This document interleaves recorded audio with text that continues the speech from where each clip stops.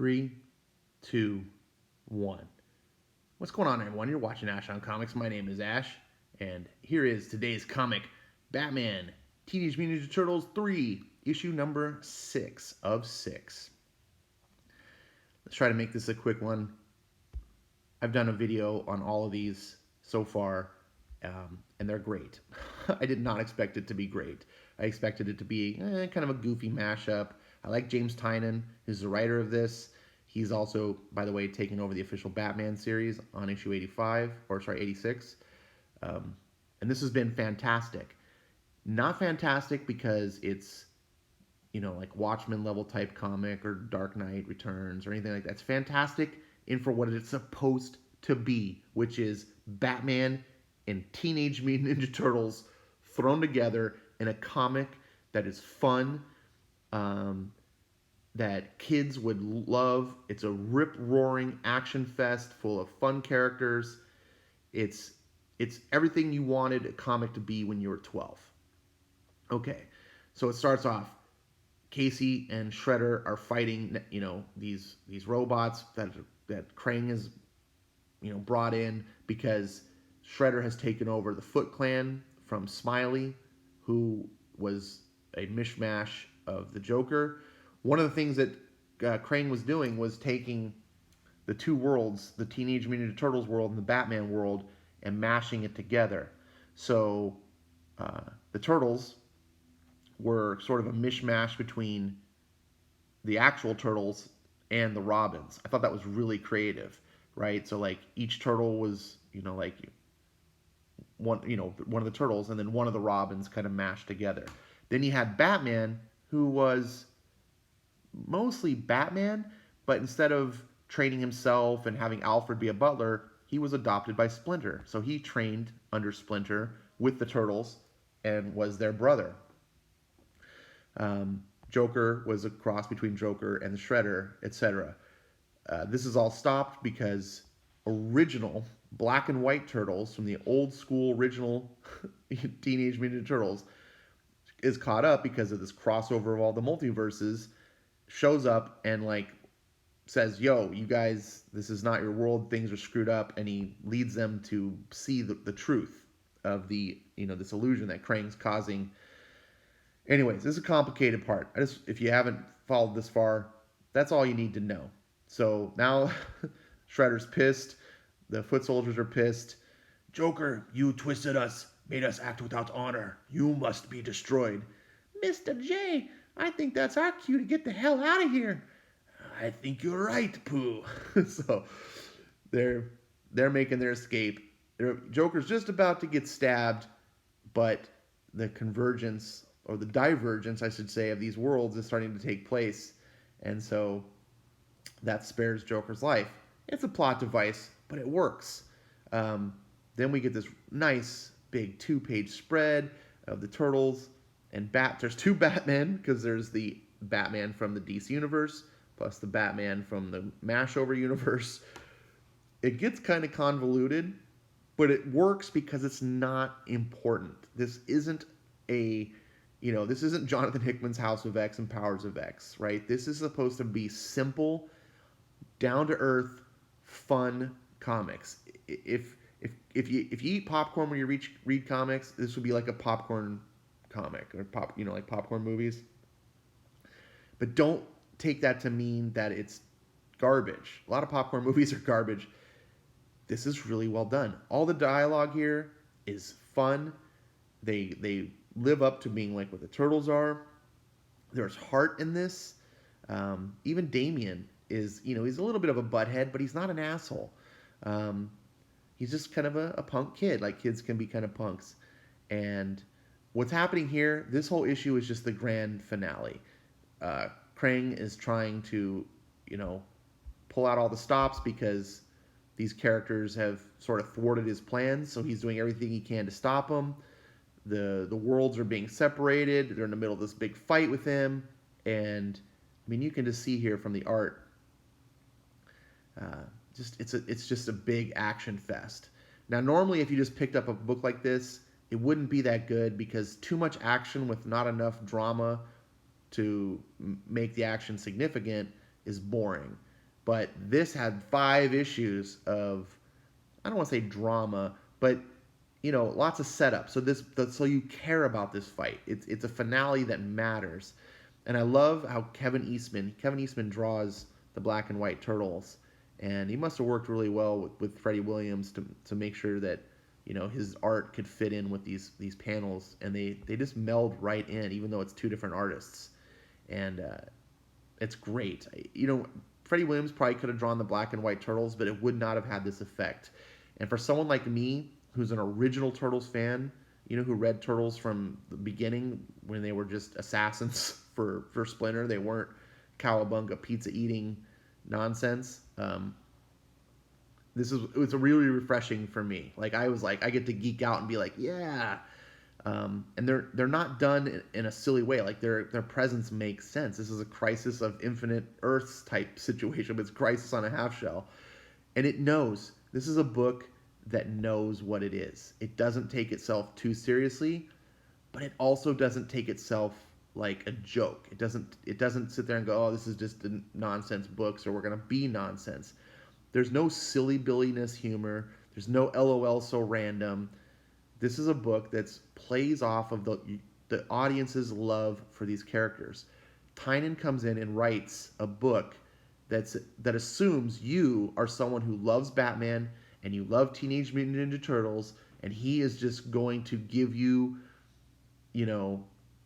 all of that in spades. It's like, here, I'm going to play up to your love of these characters, and that's going to entertain you because that's the ticket for the movie you bought, right? You bought a ticket to see a certain thing.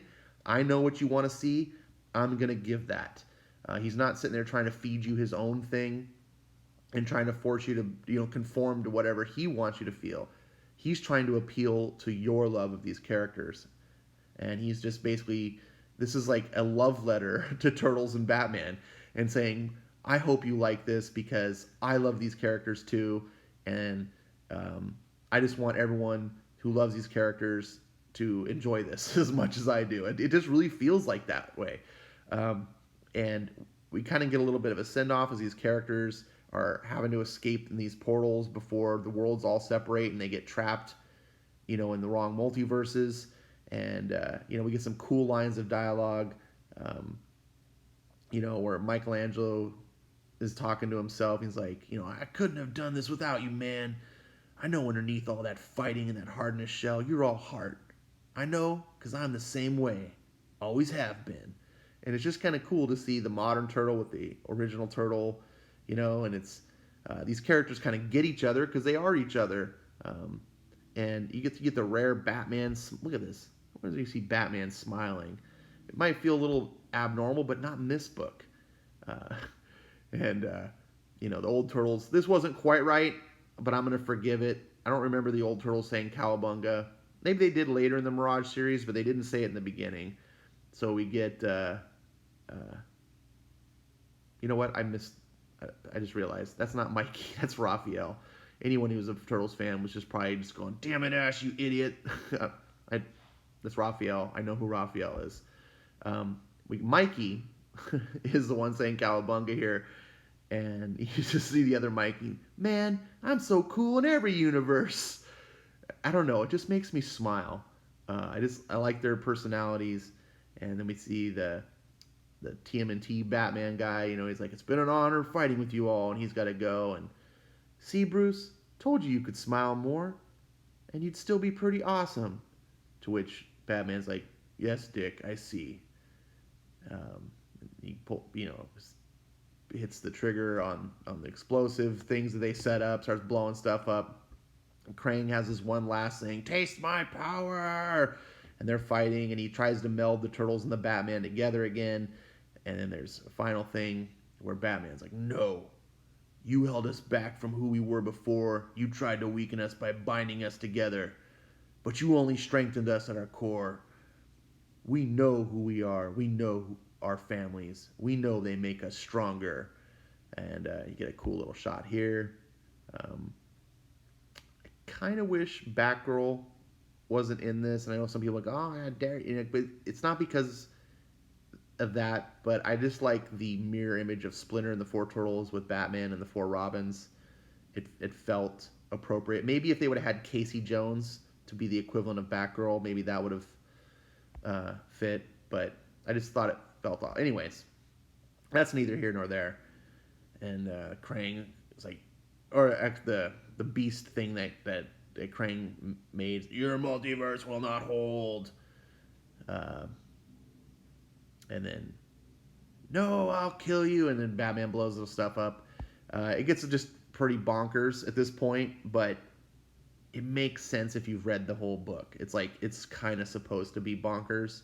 It's Teenage Mutant Ninja Turtles, for crying out loud. Like they do all this weird, goofy, cosmic nonsense all the time. It's one of the interesting things about Turtles is they can have like these grounded stories with ninjas, street level type of stuff, and then the very next issue they're off in some interdimensional thing fighting Triceratons. You're just like, so this all worked, and we get this last issue is just almost like a celebration of the first five, and just letting you as a fan just kind of appreciate these characters and see the writer basically telling you, hey, I love these characters too. They have their send-offs, and we get the characters talking to each other to say, what they've learned, and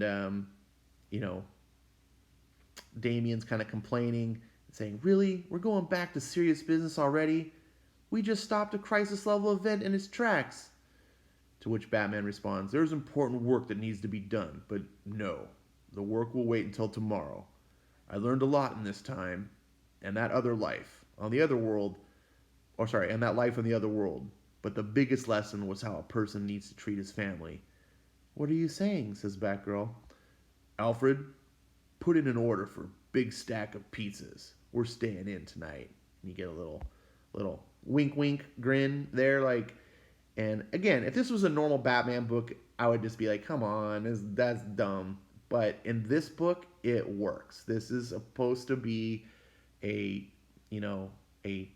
preteen to teen level story with these characters that are all about fun, and it's all about family, and that's what this type of story is for. It knows what it is, what it's trying to be, and it does it superbly. I have really no complaints about this. The only reason I wouldn't even give this 5 stars is simply just because I try to reserve that for really deep, meaningful stuff or mind-blowing writing. There's nothing mind-blowing about this book. It's just really well executed fun. So I urge you to read this series if you haven't. I haven't read the first 2, but this one won me over to trying the other ones. I normally don't like this mashup sort of stuff, but Tynan showed he knew what he was doing. This is the right way to have done this book. I can't see how it could have been done really any better. So hopefully you got some enjoyment out of this video. If you have any comments of your own, please put them down below. Like,